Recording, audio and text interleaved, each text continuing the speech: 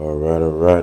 Everybody, come on in. Welcome to the IET Organic Experience. We're going to keep on pushing IET Organic on Instagram, IET Organic 1804 on TikTok, IET Organic on YouTube. I'm probably going to just put it as the experience. Anyway, you guys see who we got here, the man of the hour, huh? Mr. Jovenel Moise, President of the Republic of Haiti, Haiti, born June 26, 1968, and was brutally murdered July 7th, 2021. So, three times a charm. This is going on 3 years since the man was killed and taken from his family. And, we got things shaking and moving and rattling in the Republic of Haiti. Haiti officially establishes a presidential council to lead the transition until February 7, 2026. Of course, there's been a lot of talk. Will these people be able to actually take office, take power? I don't know. I don't know. Since we are in a time of war, see, the Third World War has not started yet officially, but like I tell you guys, we've been in the Third World War for a couple of years now, you know? Uh, so, what's next? What is next? If you're looking at this guy right here in the top left corner, is that Voltaire. We have a lot of Lavalas people on this page, huh? Yeah, everyone was like, who's the Chinese guy? Like, are these people Haitian? I love how they get all confused because of ethnic or racial identity in Haiti. Everyone thinks, Haiti, everyone is just one. No, the majority, for sure, the majority is black. It's a black country. But, you have a 10 to 20% of different types of other individuals. So, yeah, they're all Haitian. Some of them, like Evans Jean, he he's a convicted, well, not convicted criminal. I guess he was a suspect, and they placed a warrant out for his arrest, and then he ran and left and came back under Mateli. But there's a lot of business as usual names when we looking at this committee, and I feel as if Lavalas, which is one of the main parties in Haiti, PHTK, okay, which means PHTK party, Haitian party of Tetkali, of, skinheads, basically, bald head. So the United States welcomes establishment of Haiti's Transitional Presidential Council, the USA, As you notice on my platform, on my page, I don't shit on America too much. And there's a reason. It's not that out of fear, but out of respect. Because for the United States to get involved in Haiti's business, it's because we don't have a leader in Haiti that is standing on business, that is handling, the handle, doing what they have to do. Haiti announces transitional council to establish new political leaders. The formation of the council is expected to trigger the formal resignation. Okay, that's another thing. So the prime minister has not really resigned. He resigned, but not really. He's still in power. And the only way he was going to remove himself officially is after this council is set up. And I don't think it's going to be able to happen. We'll see. Questions remain. This is Haiti decrees long awaited transition council, but questions remain. What's the questions? Hmm? Look at this. Look how these guys have just demolished the country. Huh? Look. Look how they have brought Haiti, which was the pearl of the Antilles, huh? Look how they have just destroyed the country. After weeks of uncertainty, violence, Haiti's new presidential council is now official.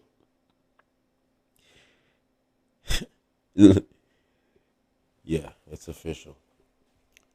Man, I feel sorry for those officers in back of this pickup truck. I tell you what, when you're patrolling certain areas in Port-au-Prince, these guys are just like sitting ducks. Like, why are they not inside one of the bulletproof vehicles? Oh, I swear they set up the police force like for failure, you know? And we've probably lost half of our staff with the national police in Haiti. Yeah, so here's these guys I was telling you about. So the guy on the top right here, right? Louis Gérald Gilles. Louis Gilles, he's a doctor.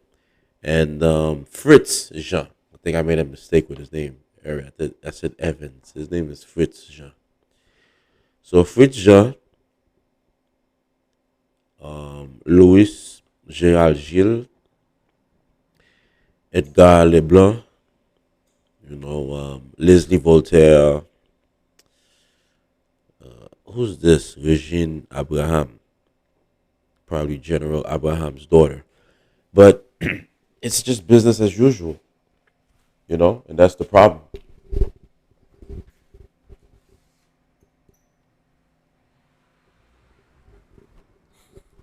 Business as usual.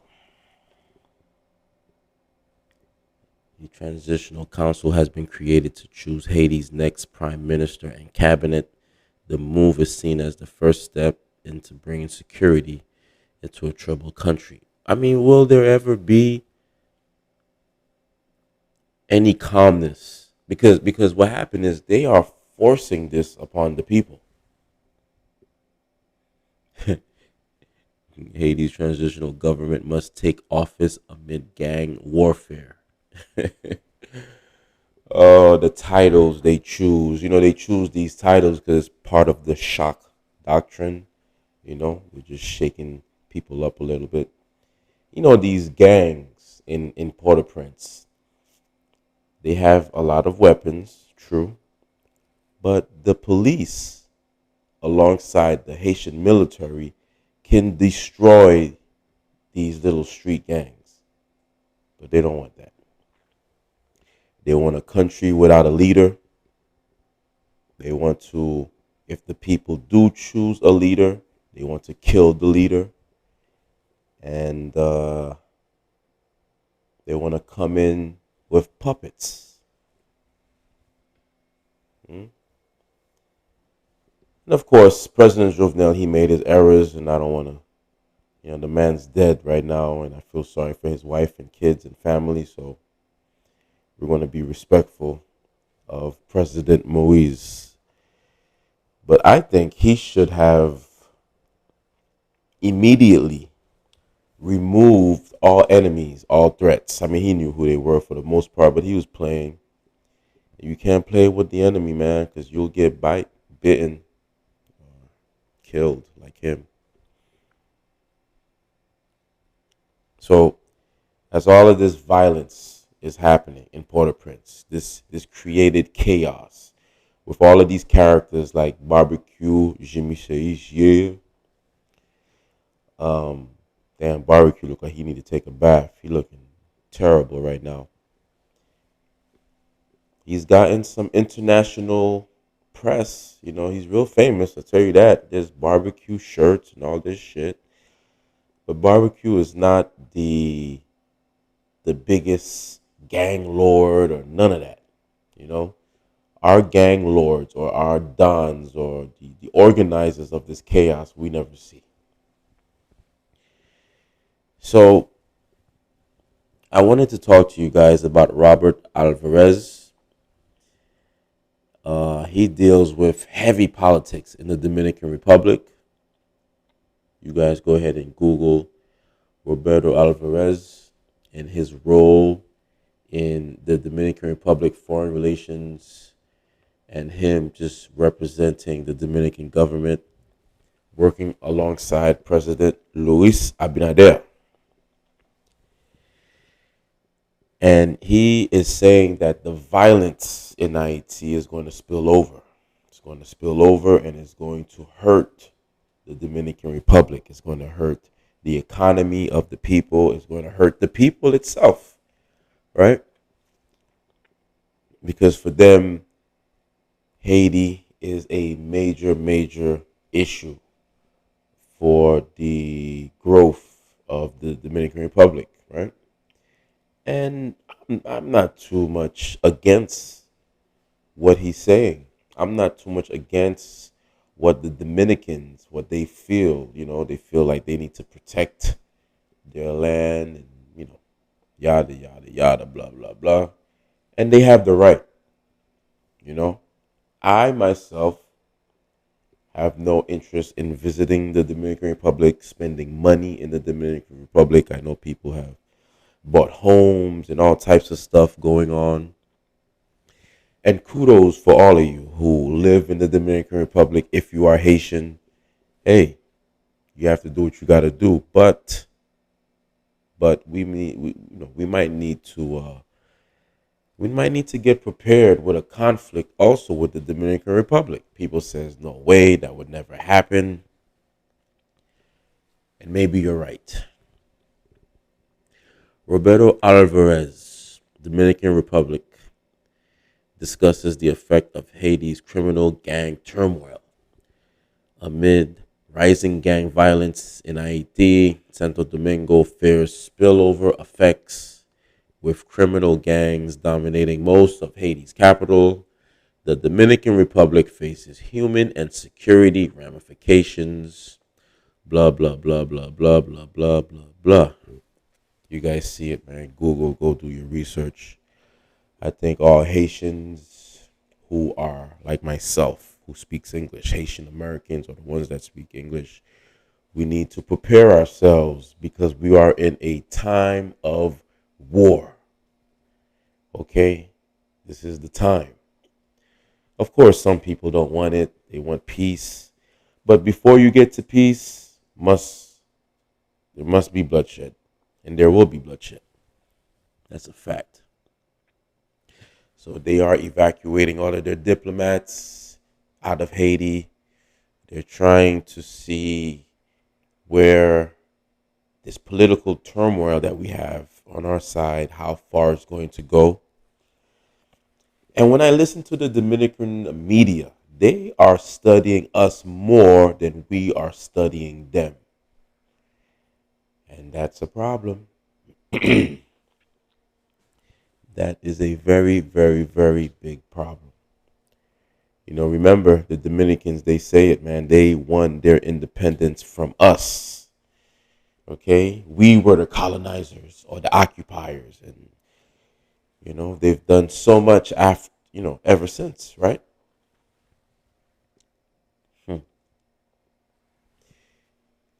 They're prepared for war. Okay? The Dominican Republic has focused and spent a lot of money on their government to make sure that their military is operating correctly. And then you have the United States, who for so long did not want us to have no military in Haiti. They wanted us to just have the police. What the fuck is that? Every nation must have its own military. But no, the U.S., Canada, France, Spain, all the other colonizers, they say no.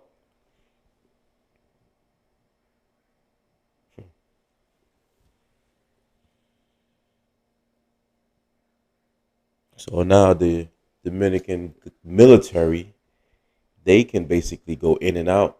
They can come in through our airspace. They can spy. They can sabotage. They can do whatever it is that they please. As Mr. Alvarez is talking about the gang turmoil and all of the chaos happening in Haiti, he should also say that a lot of the ammunition is coming from the Dominican Republic. There's a lot of corrupt military personnel at the border, and they're making big money. Big, big, big, big money. But that's fine. They paint us as the villain in the film. I mean, Haiti's been the villain for a very, very long time. When we decided to become an independent republic or even empire, rest in peace, Emperor Jean-Jacques Dessalines, we've always been the bad guy or the bad girl, the boogeyman in the mirror. So, as the Dominican Republic continues to watch and surveil Haiti, the Haitians, they'll just continue to fight amongst themselves. It's time we switch it up, everyone. You tell me what you think. Haiti has personnel just like the Dominican Republic. We have military, we have soldiers, we have people that are trained. And they are all ready to rock and roll. Look how young our military is, huh? The vibrant energy that they have. Those are Haitians right there. I know the uniforms are similar to the Dominicans. These are the Dominicans, and I respect it. I respect their gangster. Like I said, you will never find me in the Dominican Republic spending a quarter, but I still respect the Dominicans because they stand on business and they are nationalists. They love the Dominican Republic. It's not like Haitians that just have so much negative things to say about their own country and land. This canal that we have created, even though the Dominicans have like 10 or 11 of them, but this one canal that we created is going to cause all the ruckus. I want you guys to go ahead and listen to Alberto Alvarez. Tell me what you think. He's got some words. He's got some words he's going to say right here. Where is it at? I had the clip up. Human rights groups are asking countries like the Dominican Republic and the United States to hold deportations of Haitians because they're facing a life-threatening situation back home. Those who have been deported are running the risk of being killed or kidnapped. In many cases, there's been children who have been deported on their own without their parents to a country in chaos.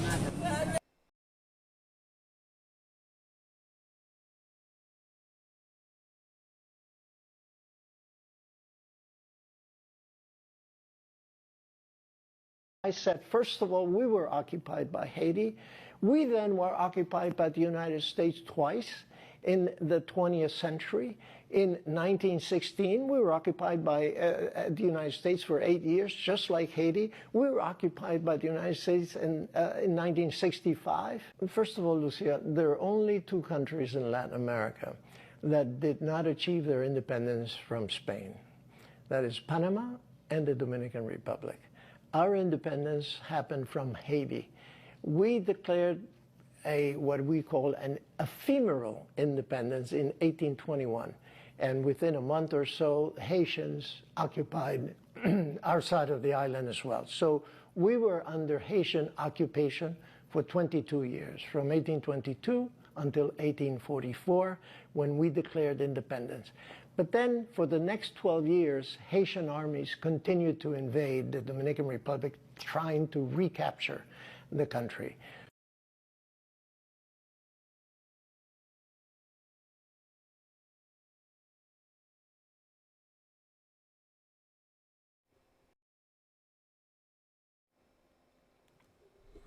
Now, maybe in a later video or another video, I'll probably do something about the Dominican independence, right? When you listen to both sides, it's two different stories. On our side, we were assisting and helping them so Spain would not recapture the land. On their side, we was trying to occupy and enslave them. One thing I'll say, and I'll repeat it again, this canal that you see in Wanamet that has been created, it's been built, we've been having water, there's been rain for the past couple of days. You should see now the canal, the water is rising. All of the farmers in the area, they're so happy because they can plant and they can, do their thing in regards to the rice, farming, uh, plantain, uh, other different things that they're doing in the area. So the fact that he repeated it again, like, hey, we got our independence from Haiti and we've been occupied many times, just like the Haitian people. And he was basically saying, like, yo, we got out of it. So Biden, because he sees this problem is just getting out of control, right? So now all of a sudden, the same way they were able to assist Ukraine with ammunition, with weapons, they're going to do the same thing for Haitians. They've decided to assist the military, which they never even wanted to recognize the military, to see how they can kind of contain this gang problem in Port-au-Prince. Faced with roadblocks in getting a Kenya-led police mission deployed to help Haiti, President Joe Biden is borrowing a page out of his response to another global conflict to come to Haiti's aid. Just as he tapped U.S. weapon stockpiles to get around congressional blocks on security assistance to the Ukraine and quickly get arms to troops fighting Russia, Biden is doing the same for Haiti in what some observers are former. So, is this really going to help the country? That's the thing. You know? Because we don't need Kenya police officers. I don't even know. I mean, I know why they were trying to do it so they could just have their own little security force because they don't really trust the police or the military.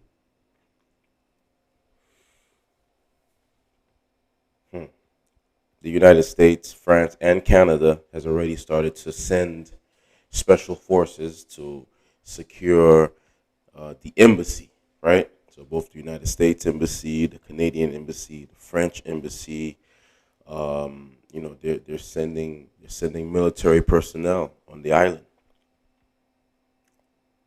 This would have never ever ever happened under a very strict regime, okay? And I know people hate when I talk about Père François, François Duvalier, Papa Doc, but I'm always going to repeat his name because he was able to achieve something during his time in power where he ruled with an iron fist. And this is why you have to sometimes rule with an iron fist, because you don't want other countries sending special forces to stand guard around embassies and making it already look like there's some kind of conflict that already started. Look at these personnel sitting on top of the Canadian embassy. This is on the corner of Delma 75, Delma 75. It's right next to the Christian, what is it, Kiskeya School. I know Tele Metropole is on the other side of Delma. But yeah, I mean, how would you feel? If you're a Haitian, you're in Haiti, you're walking around, and you just see all of this popping up in front of an embassy that always just had like one security guard. You know, what's going on? What do they know? What are they preparing for? Everybody is preparing for war except us. So I think it is time that us, we, he, them, her, whatever the fuck you want to be called, we need to get it together. I don't have a big influence online, so only the few people that's going to hear this and share this will understand. But I do hope that the influencers, right, the Haitian influencers, they step up. It would be a welcome shift to allow the police and army to get what they need to maintain order while restricting the flow to the gangs, says Keith Mines, Director of Latin American Programs at the United States Institute for Peace in Washington. But all needs to be part of a larger security package, including large scale training and equipping and advising of the security forces and a strategy for diversion of gang members to less destructive activities while not allowing them a role in governing. Well, they're going to govern until you tell them to stop. Anyway, hope you guys enjoyed this little talk we just had. IIT Organic, IIT Organic, IIT Organic. Continue to support the YouTube, the Instagram, the TikTok. And you take a good look at that picture right there. That's one thing I love about the Haitian people, and I'm going to always love. It don't matter what the hell is going on. I still got to go. I got to move. You see, she's going up the hill. If any of you guys know Delma, she got her eggs on top of her head, and she's on a mission. IIT's not going to fail. It's not going to die. It's going to live on forever. Aye bobo punutut. Guinée, Guinée. Bosal, bosal.